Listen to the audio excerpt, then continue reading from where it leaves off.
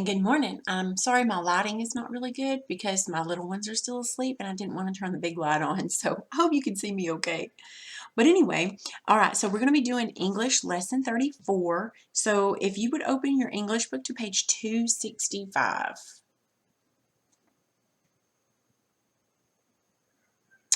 Okay, so you should be on page 265. And today what we're going to do is we are going to plan a business letter. Now, I will say this, that in today's time where we have the internet and stuff like that, people still send business letters, but I think the purpose behind what we're doing, typically you would do online and you would send an email. But we're going to do it the old-fashioned way. We're just gonna do it. So that's what we're going to do. I need to get my, well, let's see. Okay, here we go. I'm just going to have to leave it red for now. I don't know what I want to do. All right, so let's look at the top of page 265. Now we're talking about this boy named Thomas, and he was interested in collecting coins. My husband collects coins. He actually collects more arrowheads than anything. His teacher, Mr. Adams, had shown him some coins that he had collected through the American Numismatic Association. Mr. Adams even had some Roman coins from Bible times. He showed Thomas a newsletter that he got from the ANA. Thomas found out that he could write to the ANA and request a coin collecting guide. He copied the address of the ANA from the newsletter. Thomas used a planning chart to plan his letter, and that's what we're going to do today. Okay, so if you'll notice on your page, on page 265 in those yellow boxes, move, Romeo, there are 3 things that we're going to fill in. And we're going to figure out, we're going to do on page 266, but on page 265, this is what Thomas filled out. So the purpose, there are 3 things, the purpose, the audience, and the details. So the purpose of Thomas's letter was, why am I writing this letter? That's the purpose. To ask for a coin collecting guide. See where he wrote that? At the top, on the first yellow box at the top on the right-hand side. Okay, his audience. Now remember, that's to whom he's writing. Okay, to what business am I writing? To whom or what department in the company will I address the letter? And what's the company's address? Now, there's a book. Okay, so he is writing to the American Numismatic Association, the education department, and there's the address. Now, if you happen to know the person in charge, you would actually add their name there. But he doesn't know the person's name, so that's okay. The third thing that he wrote were some details, some facts that he needs to include in his letter. Your letter needs to be short and to the purpose, okay? So over on the right, he put interested in collecting coins, mostly Roman coins, would like a coin collecting guide, and he's enclosing $3 and a self-addressed envelope with 2 stamps. So he includes all of that because you have to remember, if you're asking for literature or from information from a person, from a business, and they have to send it to you, that means that you're asking them to pay the shipping cost, the postage, and that's not good. So he's including some money and an envelope with a stamp already on it with his address already on it. So all they have to do is get the information, put it in the envelope that he already has, seal it up, stick it in the mailbox. And that is mannerly when you are dealing with businesses that you're asking for information.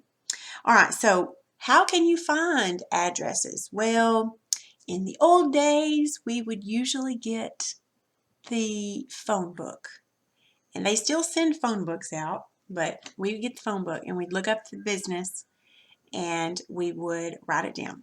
Or if we couldn't find it in the phone book, we would call them and ask the person who answered what the mailing address was. So 2 different things. You can also look at an advertisement, like if you find an advertisement or something, you can look on there. Of course, the internet is always helpful there.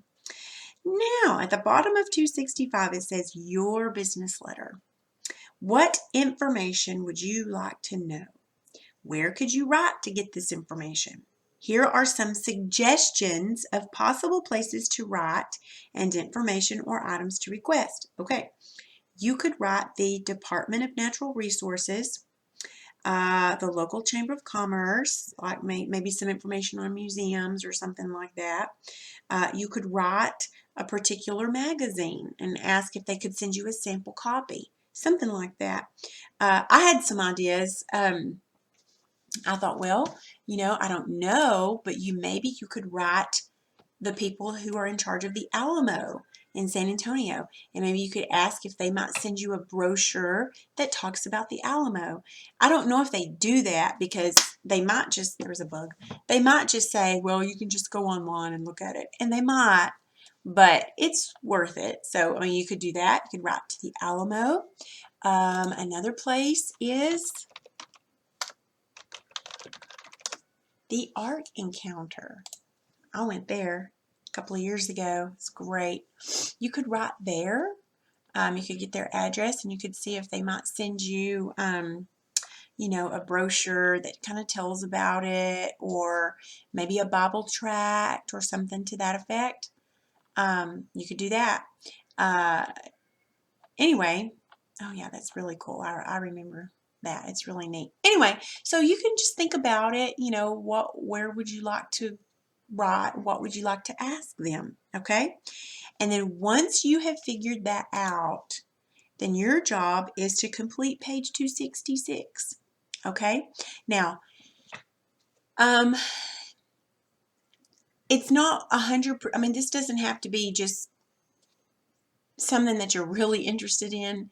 It could be something just to get the grade, if that makes sense. So, because this lesson that we're doing it's almost out of date, what we're doing, but it's still something that you should learn, because even if you wanted information on something, because I've done this before, I send emails. Typically, I don't send anything in the mail, but we do sometimes, so it's important to do that. So I'm going to get that bug. Okay, so your job, once you figure out who you want to write and what you want to ask them, you just need to finish page 266. And I can't finish that page for you because I don't know to whom you're going to write. Okay, so what you can do is just jot down your purpose. Why am I writing it? Everything needs to be short and to the point. Okay, and who's your audience? Who are you writing to? Put the name of the company and their address there. And then the details.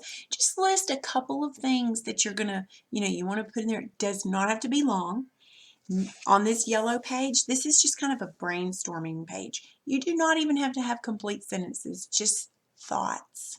Just thoughts, okay? All right, and when you're finished with this, and when I see a picture of this, if I see anything on there that you might want to change, then I'll let you know. But probably we shouldn't do our rough draft until I get this graded, not graded, but checked and sent back to you, so that your Nana can look at it and see if I asked for any changes or something, okay? All right, so I know this page I should do with you, but I can't because I don't know who you're going to write. So just do your best on it. It's not for a grade. Just look around. You might need to ask your Nana or your mom or dad or somebody if they can kind of help you figure out who you could write to and what you could ask. So if you can't think of anything, just let me know, and because this can be kind of hard because like I said, it's kind of out of date, but we're still going to do it. Okay? All right, so I hope you can find someone to write to. And until tomorrow, that's all for today.